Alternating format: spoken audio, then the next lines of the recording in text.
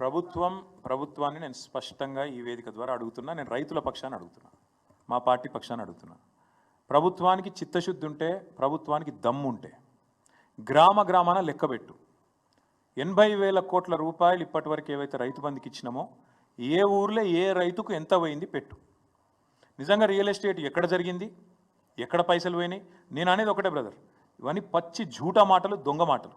నేను అడిగిన అధికారులను, ఎక్కడ పోయినా 22,000 కోట్లు మీరు మరీ కథ చేస్తుంటే వాళ్ళు ఏమన్నారు తెలుసా? సార్ ఏం లేదు, మేము లెక్క ఏం తీసుకున్నామంటే సాగు చేసిన వాళ్ళు వానకాలం దాదాపు 1.5 లక్షల ఎకరాలు సాగు అవుతుంది. నార్మల్గానే యాసంగికి వచ్చే వరకు దాదాపు 60% 50% అవుతుంది. వాళ్ళు ఏమంటారు, ఆ మిగతా 40% అవుతుంది. ఇప్పుడు పత్తి రైతులు రెండో పంట వేయలేడు కదా. అదేవిధంగా నేను ఇంకొక మాట చెప్పడం మర్చిపోయినా,